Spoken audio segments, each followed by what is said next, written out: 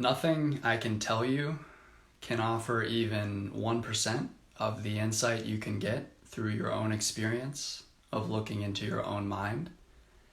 And to do that, some level of concentration is really kind of necessary, but definitely very helpful. And so the most basic beginning point of what they call insight meditation, so often there's, insight meditation and concentration meditation, so more open practice or vipassana, and more closed practice or samatha. And even though we'll be doing a concentration practice today, it's pretty essential for this as well. They call the first point you need to get to in order to start having insight into your mind access concentration. And so it's this baseline level of concentration that we want to cultivate the ability to have, or more concentration. You can go very far with concentration practice. It can be very blissful, very peaceful, and really just a minute or two of being with the breath really closely and really leaning in, being mindful and present is enough to get to a point where you have momentum with you, where the mind is really focused and you can be in a nice concentrated state. And that might sound like, less than you thought, but if you did this yesterday, it might also be harder than you would think. Just a minute or two, you would think, I can concentrate on whatever for a minute or two, but it's actually quite hard. So today we'll introduce a technique that makes it easier, and we'll go ahead and get started in just a second. So I'm going to set the timer for 10 minutes. Go ahead and get in a comfortable seated position and close your eyes.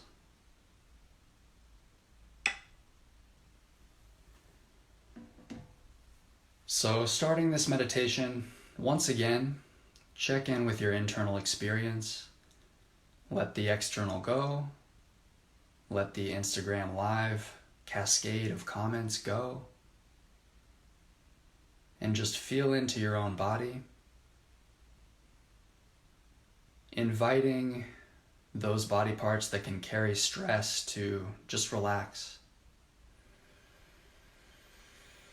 So from the top of the body, let the forehead relax.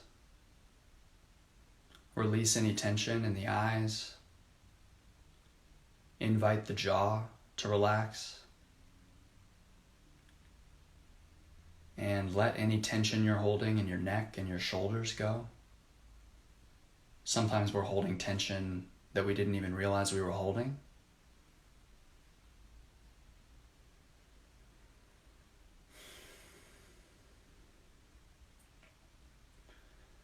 So once again, connect with the breath, feeling the sensations of the breath wherever you feel them the most strongly.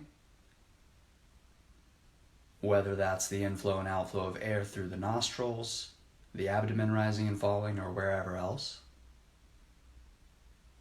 Rest your attention with the sensations of breathing.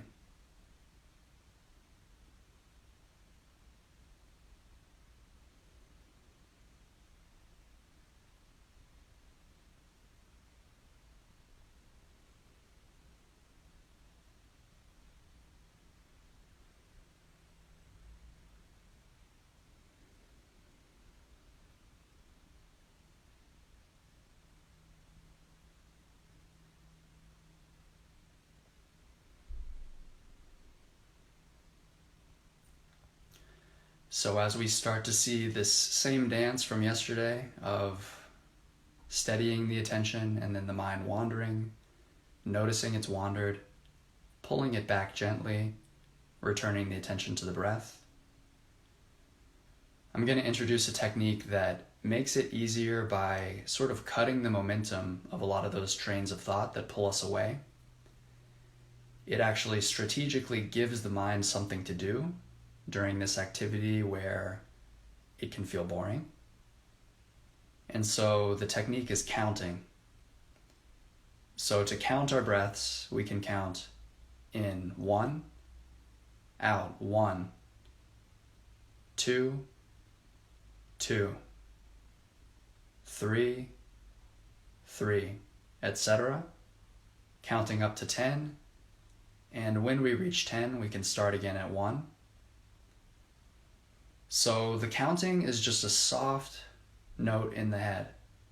It's not the main focus. We're still with the sensations of the breath, but just softly dropping in the little mental note of the count to keep our mind engaged and to keep it with each breath as it comes, one breath at a time. So you can go ahead and start counting your breaths.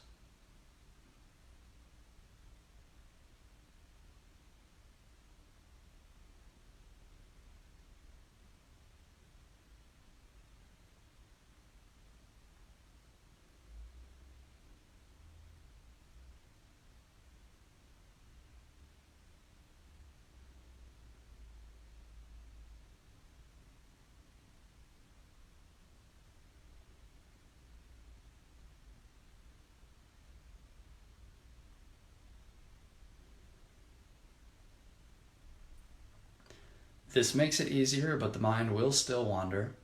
So when it does, it's not a problem. You can just return back to the number you left off on. And if you lose your count, that's completely normal as well. We can just start again at 1 when that happens.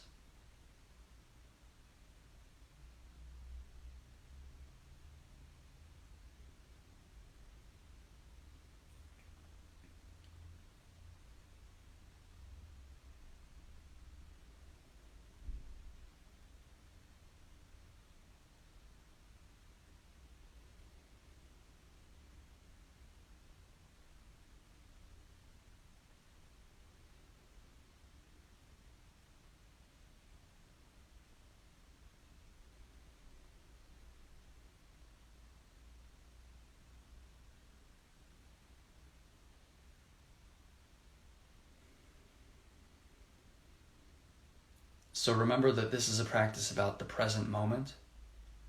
So don't worry about that last breath you might have missed. Don't worry about the next breath. Don't worry about how high you can count. Just worry about this breath right here, right now. The counting is just a tool to keep our mind with this seemingly boring activity. And with each breath, one at a time, as it comes. Just this breath, right now.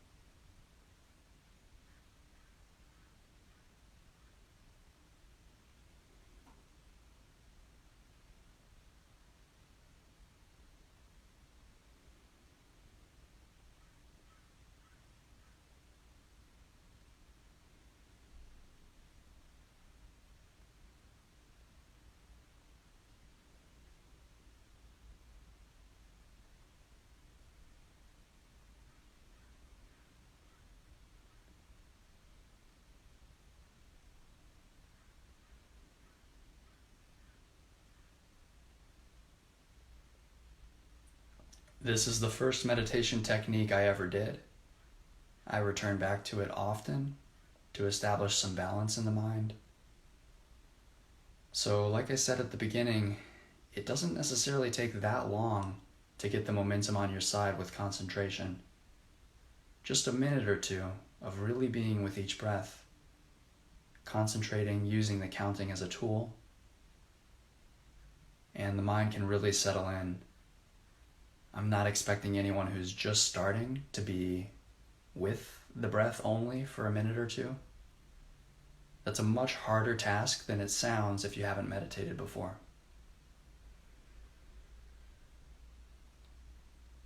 If 3 students were to say 3 different answers as to how long they can stay with the breath, 5 seconds, 25 seconds, and 3 minutes, and if they were all just starting, I would probably assume that the student who said 3 minutes actually just doesn't realize how much mind wandering and how much mental activity is going on. When I first started meditating, I would sit for 10 minutes doing this technique. I would think I had just sat for 10 minutes with the breath. And it was only after meditating for multiple days that I realized I had never gone even 10 seconds without thinking arising or even just subtle pre-verbal mental activity taking me away from the present moment.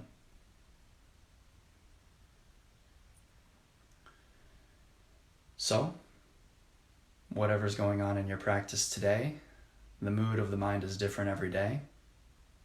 Just remember to simply start again when you find you're lost, and use the counting technique as a tool to keep you on track. I'll give you the last minute or so of the practice to be in silence, and I'll let you know when we're wrapping up.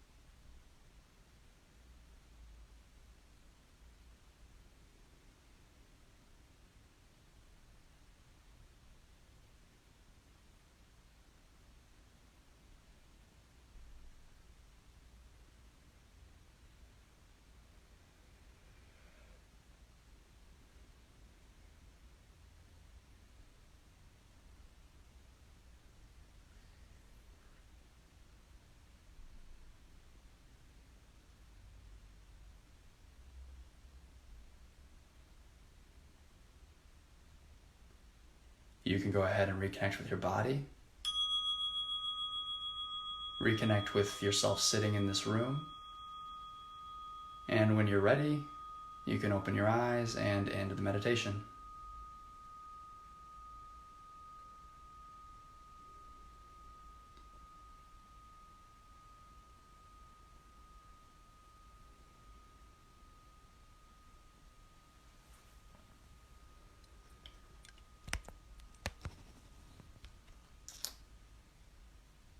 So I started this out by saying that nothing I say can give you what your experience can give you, what observing your experience can give you. And that is true, but I will be here to answer some questions now and to say a few things. Just remember that with meditation, it's easy to get into the ideas of meditation and the concepts, but those really don't convey the understanding that observing experience conveys. So all I'm doing is pointing you to your own experience. And Connor Sculla says, is it better to feel comfortable during meditating, or should you not be very comfortable? Well, you never want to be not comfortable. Comfort is preferable, but if comfort is coming at the expense of alertness, then that's when it becomes a problem. So you want to find a balance where you're as comfortable as you can be while still being able to be alert and focus on the object of attention. So, if discomfort does come up, that can be useful. It's something to notice, and we'll get into practices where we notice something other than the breath soon. But yeah, that's what I would say for comfort. So Dexter says, your mind is very messy right now. Keep getting stopped in the counting due to stuff running in your mind. That's completely common. So it is maybe even rare starting out that you would get all the way to 10 and have no interruptions. The mind is going to wander. It's the nature of the mind. So the mind has just been doing this, for years, running in each direction. And we're watching it do this, watching it way over here and saying, hey, come on back, reeling it in slowly. And so we do that repeatedly, and it comes in slowly, it comes back to the breath, but it's not going to change this, years-long pattern of monkey mind. So you just got to be patient. Hey, Erica, how's it going? My little sister asks, thoughts on normal breathing versus slow, deep breaths. So slow, deep breaths are very useful in a general sense. They can bring some relaxation. We did a few at the beginning of the first meditation. But for the practice of just observing what is and being with what is, you want to be with the breath, however it happens to be. So you don't want to try and breathe in any special way, because that's an element of control you're bringing into the practice. So you just want to let go of the control and observe what's going on. Can you visualize during meditation, or is that not allowed? It is allowed, but you should stick with the techniques we're doing. So there was no visualization here. In 2 days, we're going to do a practice of metta, or loving kindness, where we wish goodwill to ourselves and then others and then everyone. And we'll do a little visualization during that. What about laying down during meditation? Do you recommend these practices during the day or at night? So I addressed both of those questions in my episode 0 of FAQs, which I did just because these are common questions, so you can check those out. Okay.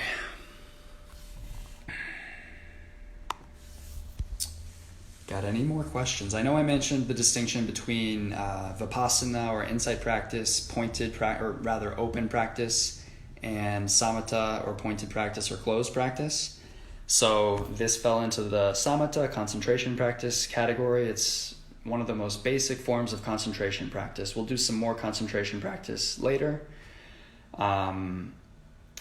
But yeah, that distinction is, a blurry line, so I wouldn't worry too much about it.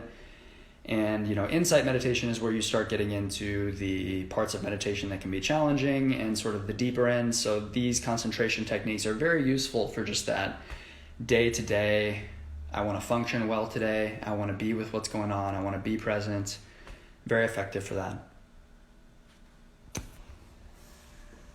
All right. I think that might be about it for the questions today. All right, someone says metta is their favorite, so you can look forward to, what's the day today? Thursday, so look forward to Saturday, July 4th. We could all use some metta. And someone says, James says, what's the best way to meditate on your own for starters? Just do it, You're going to learn from experience. So often there's a temptation to figure out in your head cerebrally the perfect way to meditate ahead of time and then have it all optimized.